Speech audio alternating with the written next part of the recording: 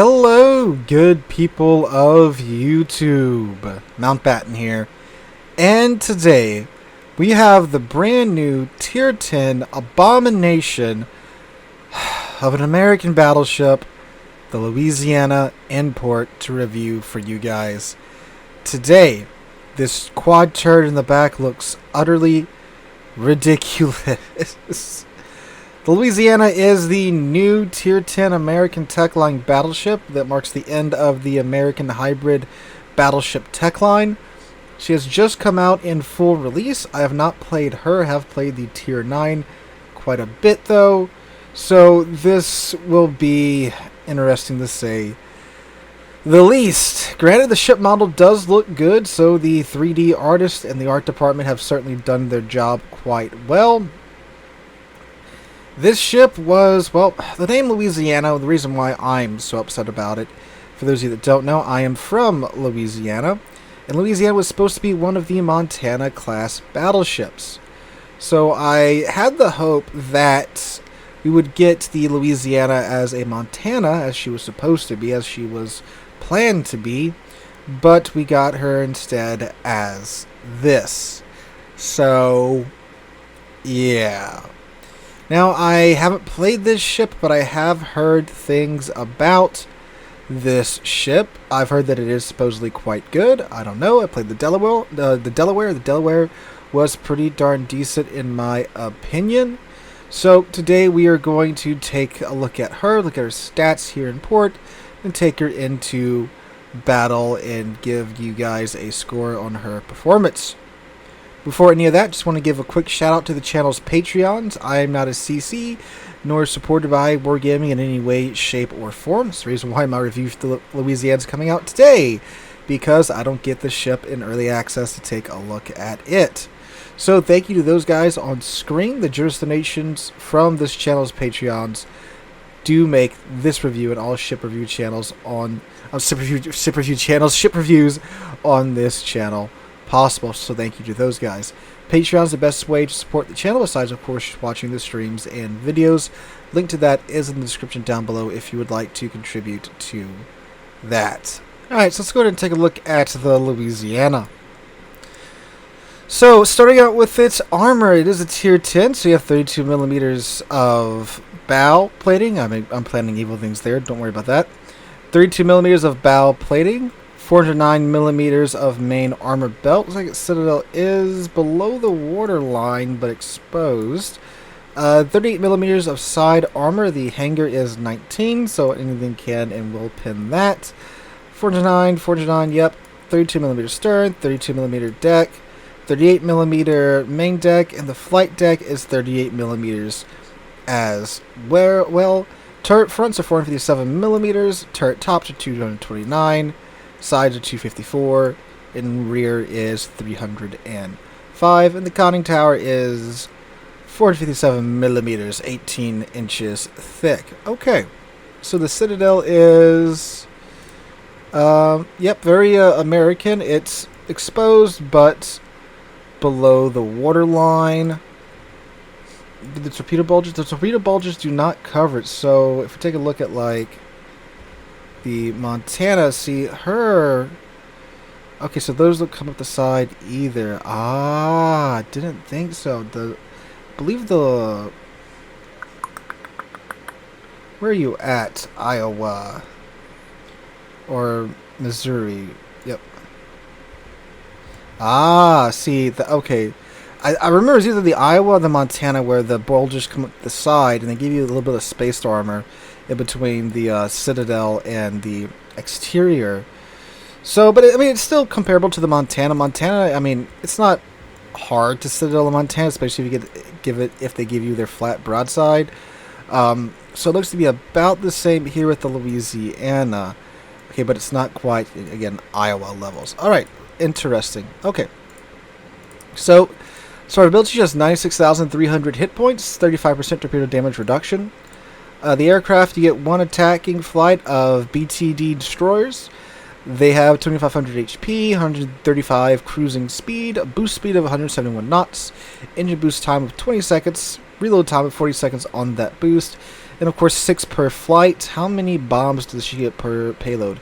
So 2 per payload, 6 planes per flight, so 12 bombs all in all. 42 millimeters a pin, 46% chance of causing a fire, and 7,300 maximum damage. I have been attacked by these bombers, and from what I've seen, they do hurt quite a bit.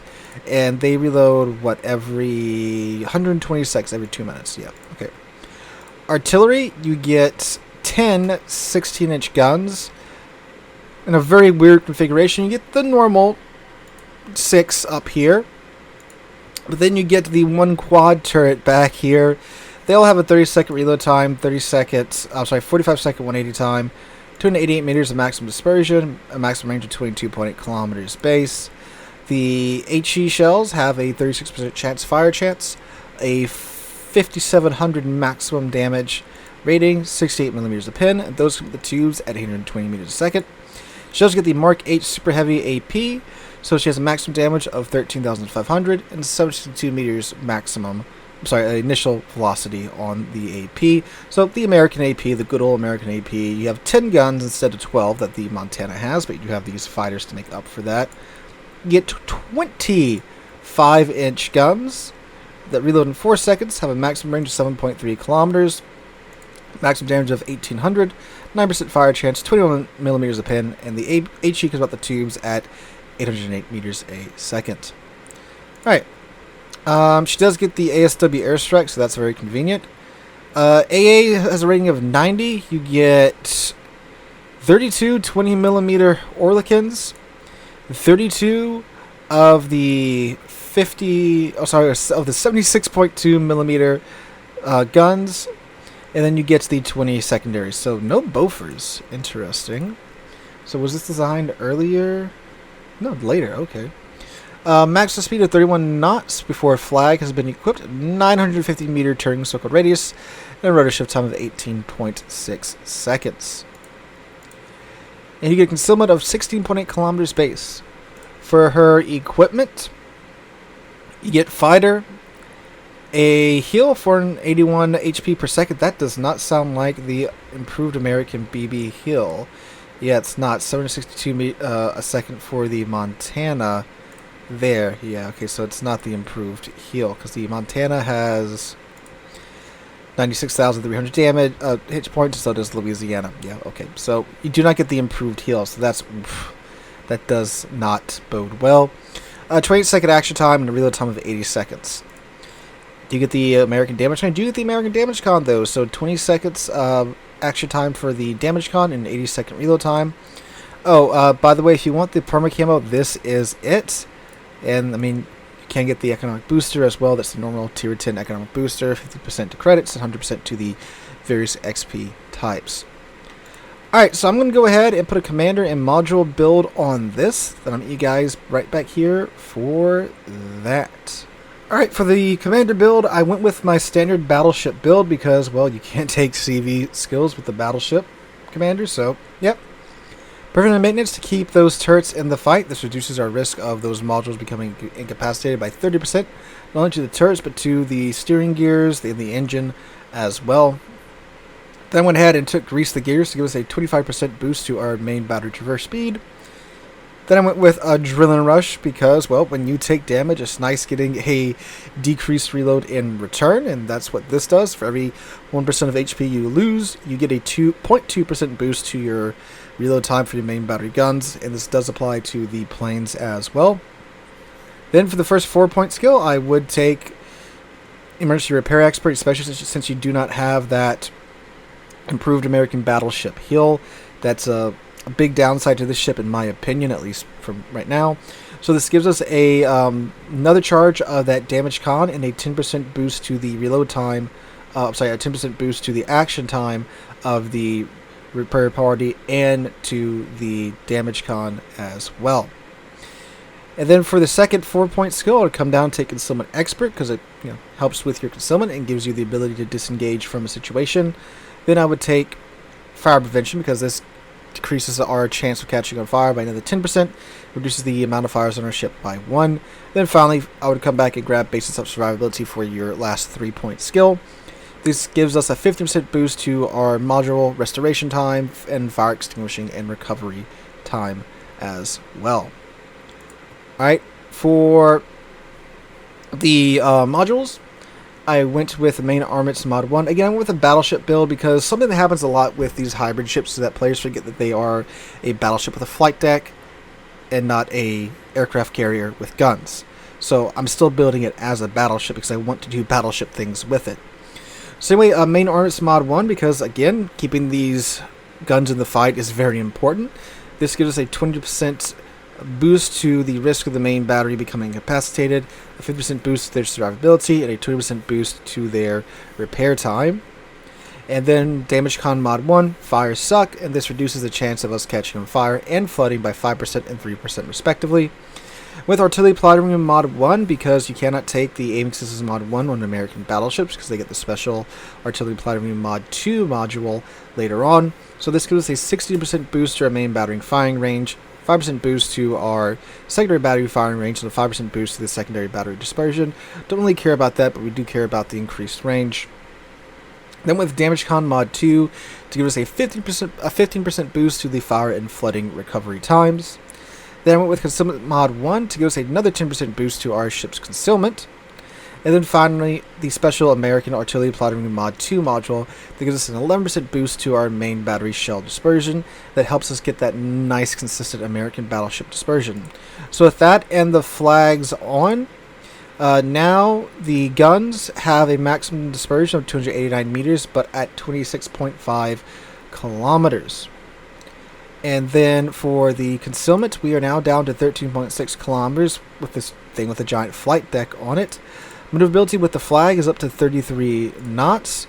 And is there anything else that we need to take a look at? I do not think so. With the flag on, the heal now does 577 HP per second, and now it runs for 30.8 seconds. Alright.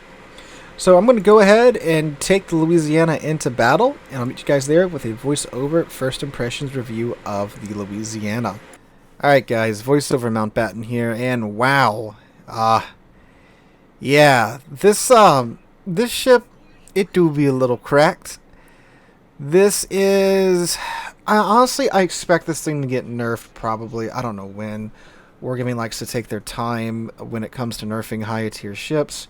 Probably in a couple of months or so. Why? Because it is, oddly enough, who would figure, like the perfect ship for the current meta. Like, perfect battleship for the current meta.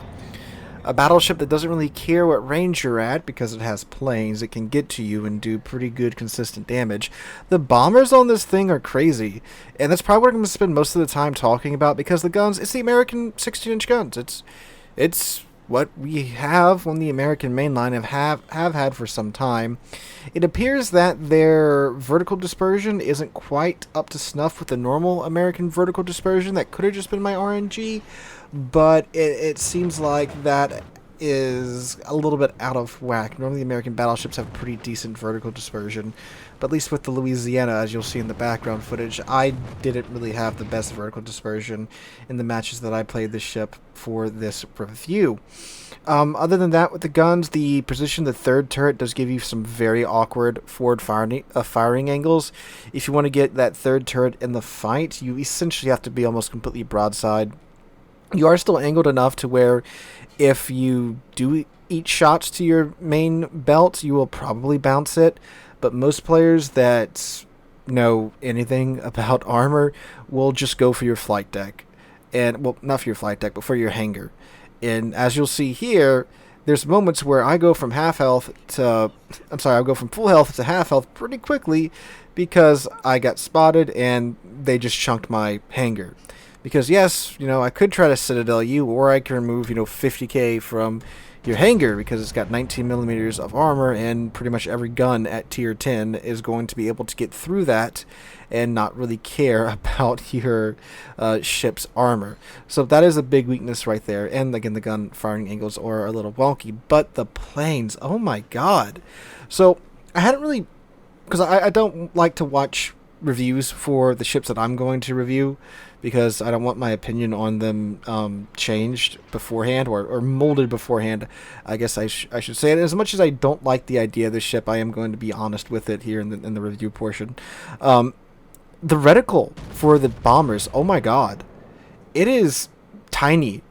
Like, you will have zero problem fitting this reticle inside any tier 10 battleship or large cruiser. It fits, like, I could fit 2 in a GK, it feels like.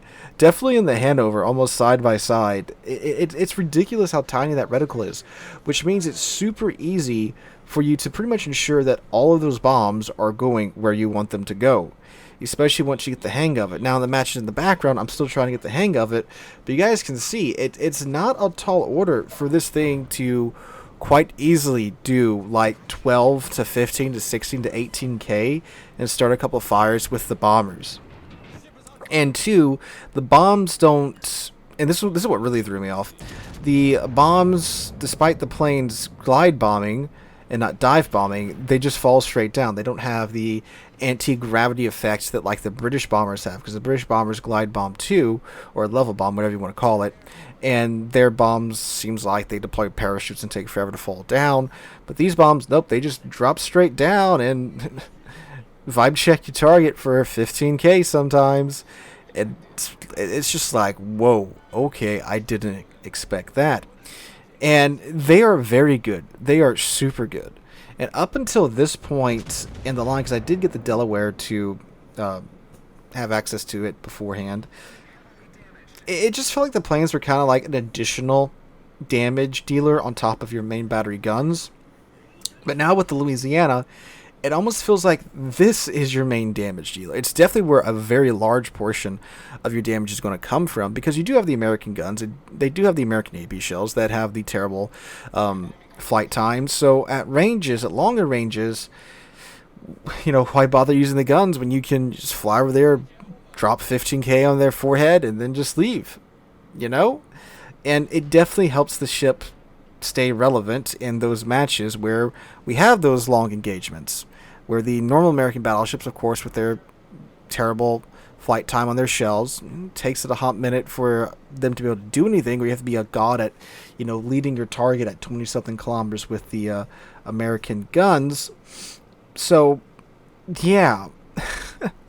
I can go figure. The ship that's a hybrid CV is super good in today's meta. Yeah, the planes are very good, and plus they're ready every 2 minutes. So you don't care if you lose one plane or you lose all planes in the attacking squadron. They're back up in 2 minutes. Who gives a crap? And again, like I said, that's affected by Adrenaline Rush and by commander skills. If you pop Halsey's Confederate skill, you can get that down even more, which is crazy in my mind.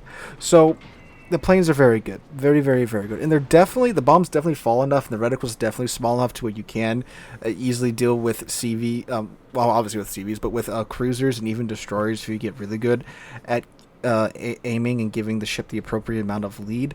They definitely feel fast enough to where I'm sure that's easily done by other players. So, yeah. The guns, like I said, they're the American 16-inch super heavy AP guns. They hit hard when they do hit. Definitely from 15 kilometers in, like with the other American battleships, is definitely the sweet zone for the guns here. That shouldn't, again, really be a surprise for anybody that's played the American battleships with the 50 caliber guns, so the Iowa and the Montana. The survivability of this ship is definitely lower. Like I mentioned at the start, the hangar deck is going to get you murdered. So you have to be pretty careful about it. It's still definitely a best played mid-range battleship because of the gun velocities. But if you can, you know, move island to island, be smart about pushing up, definitely try to avoid getting cross-shot as much as possible, because when you have two guys going for that tumor on your deck, you're going to go down pretty quickly. And remember, you do not have the improved American BB heal, so you're even more screwed when it comes to that. Maneuverability, though, the ship does feel really comfortable. I mean, the thing goes 33 knots with the speed flag, despite having that tumor on the back. Like, the ship ain't slow.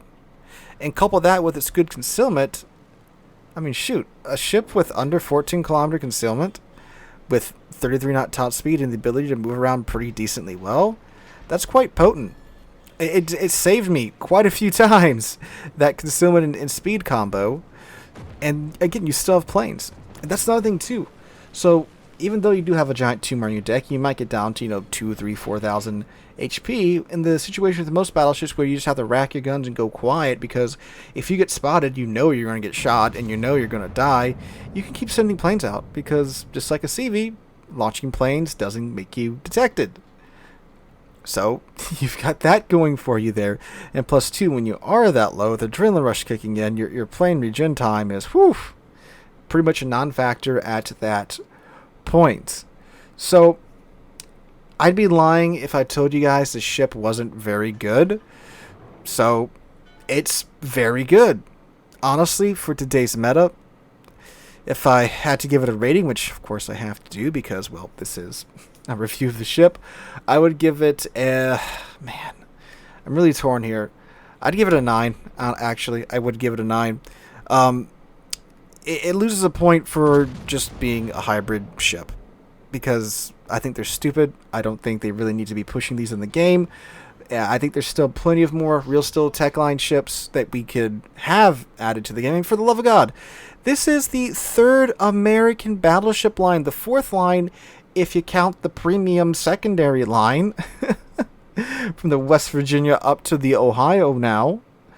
Like, we're not to the point to where we need this, but it is pretty well balanced. I do think the reticle is going to get nerfed because, again, the ability to essentially make sure all your bombs get on target with every single drop is a little crazy. But the ship is pretty well balanced because, yes, it's crazy at doing damage, but good God, help you if somebody finds you, because, again, that tumor is so easily farmable by every single gun at tier 10. So the pros being the American 16-inch guns, of course the crazy level bombers with the ability to do easily 12 to 15k a run. The ship is highly maneuverable. The hull is actually pretty well armored, but we'll get to that in the cons. The ship is highly maneuverable, and you do have good concealment when you build into it. The cons being that despite having pretty decent armor, it does have the giant tumor on the back, which will be farmed by, again, every single gun very easily at tier 10. You do have the standard battleship hill instead of the American improved battleship hill, and I don't know if it's just me. I may not add this in the con section because I'm not 100% for sure, but it does feel like the dispersion is subpar for the normal American battleship dispersion. But again, for balancing reasons, I can definitely see why they wanted to tone it down for sure. So guys, let me know what you guys think about the Louisiana in the comments down below. Hope you guys are having a wonderful Thursday. If you did enjoy today's video, make sure to drop a like, leave a comment, subscribe to the channel. We're on our way to 50,000 subs, thanks to you guys, and I cannot thank you guys enough for that. Hope you have a wonderful rest of your week. Hope to catch you guys in the next one.